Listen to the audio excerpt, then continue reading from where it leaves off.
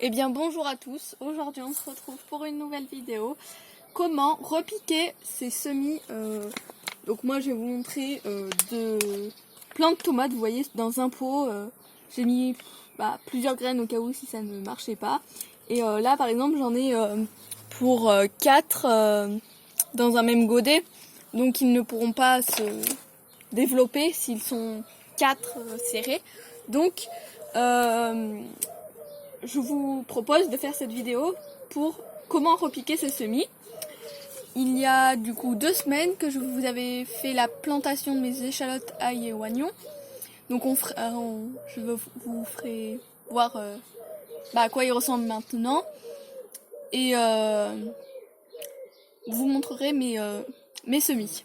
Donc on va commencer. Donc en matériel vous aurez besoin de godets, de vos plants à repiquer. Donc moi j'ai pris des tomates, vous pouvez faire ça à tous ceux que vous devez repiquer, que ça soit aubergine, butternut, salade, comme vous voulez. Donc vous avez besoin du terreau, soit semi, soit universel, soit compost, soit comme vous voulez. Et un arrosoir bien sûr. Donc moi et une pelle. Donc moi j'ai pris des godets pour vu qu'il y a des trous et que le spécial semi ça passe au travers, j'ai voulu mettre du terreau universel compost dessous. Donc je vais d'abord j'en ai fait à plusieurs, mais je vais en faire pour 2 devant vous. Donc je prends ma pelle, si vous en voulez, mais moi je le mets, hop, je le remplis, voilà. Là je fais pareil à l'autre. Voilà, donc ça je l'ai fait à tous, donc faites ça à tous, ou vous pouvez directement mettre votre terreau semi ou terreau universel. Ça dépend, par exemple les tomates, je préfère mettre du terreau spécial semi, mais par exemple du butternut, courgette, ronde, courgette de Nice, courgette comme vous voulez. Vous pouvez très bien prendre du terreau universel ou compost, parce que même pour la germination ça n'a pas besoin de terreau pour semis. Donc après, moi je prends mon terreau pour semis. Je vais remplir des godets. Donc là, je vous le montre. Donc je remplis ce godet. Pas trop parce que il faut que quand même je prenne mon petit plant que je veux. Donc moi je vais prendre tomate Saint-Pierre. Donc je vais essayer de prendre le plus grand de ce bocal. Et on va prendre... Donc moi, j'ai oublié une cuillère, mais vous pouvez très bien le faire avec une cuillère.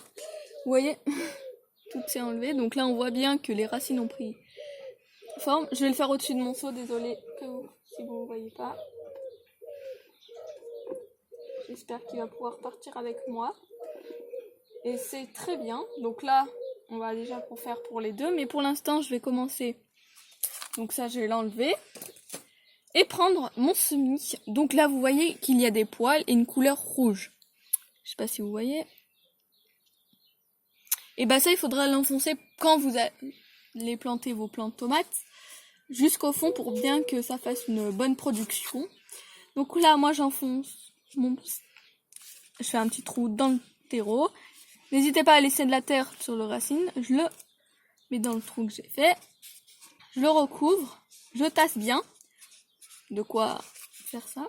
Après, je rajoute du terreau pour semis au-dessus. Là.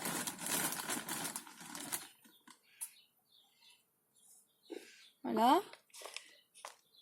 Donc, hop. Donc là, j'en mets plein sur mes marches. Mais bien sûr que ce terreau là que je viens de mettre sur mes marches, je vais le nettoyer. Je le mettrai sûrement dans un autre godet. Et ça, on tasse jusque là. Donc là, on voit que c'est bien. Moi, pour commencer, je prends un cure-dent et je le plante pas trop près. Et là, je mettrai un petit fil de fer pas trop serré car le plant est fragile pour l'instant. J'arroserai et je fais ça à tous mes semis. Donc je vais peut-être en refaire un pour faire la démonstration devant vous parce que je ne vais pas m'en arrêter à qu'un. Et bien entendu, je prends les plus grands là, je fais du tomate Saint-Pierre. Hier, j'ai fait tomate Roma et tomate cerise. Donc, c'est les tomates petites, rondes, qui sont très sucrées, que généralement les enfants aiment bien. Donc, moi, la première. Après, voilà, je teste toujours ça. Tomate Roma et tomate Saint-Pierre, ça se ressemble quand même pas mal. Moi, c'est ce que j'aime bien avec cœur de bœuf. Donc, vous voyez, là, je le tasse. Mais il faudrait plus le centrer. Donc, voilà. Puis, bien arroser. Donc là, et mettre, bien sûr, un cure-dent. Sauf que là, j'en ai pas sous la main. Je le ferai après. Donc là, je fais tout ça pour mes autres godets. Et je vous retrouve juste après. Donc là, je viens de finir de tous les faire. Donc j'ai fait un côté tomate Saint-Pierre, un côté tomate Roma. Oui, effectivement, j'ai fini toutes mes tomates Roma. Et j'en ai fait même hier. Donc voilà, vous voyez les trois. Là, c'est les 3 tomates Saint-Pierre. Puis là, c'était les tomates cerises. Donc là, je continuerai, je pense, aujourd'hui ou demain. Donc j'ai arrosé. Donc j'ai arrosé avec un petit arrosoir avec un petit goulot et tout. Ou sinon vous pouvez le faire au pulvérisateur. Mais il ne faut pas que le pulvérisateur ait des produits chimiques avant. Moi j'en ai acheté un nouveau comme vous préférez. Et j'ai mis de l'eau arrosée au pied de la plante en pression faible. Donc c'est pour ça que mes semis ont marché. Parce que si vous arrosez avec un arrosoir à forte pression ou un tuyau, vos graines vont se déraciner et voilà. Donc n'hésitez pas à tasser, voilà, pour que le plant reste droit. Mettre du fil de fer, donc vous voyez, sinon ça part. Donc là je vais vous montrer puis ce que je viens de faire. Donc tomate Saint-Pierre là-bas et tomate Roma ici.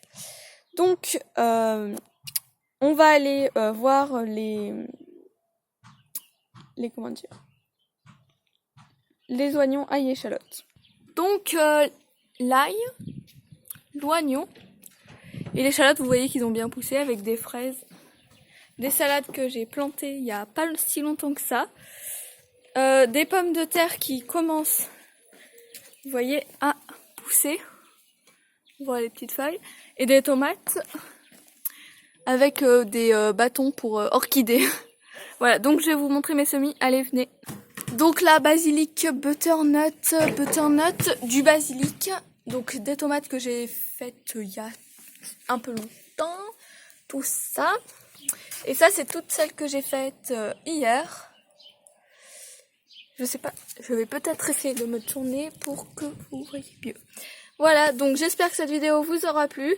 N'hésitez pas à la liker, à la partager, à vous abonner si ce n'est pas déjà fait, à activer la petite cloche de notification et on se retrouve dans 2 semaines. Bye bye!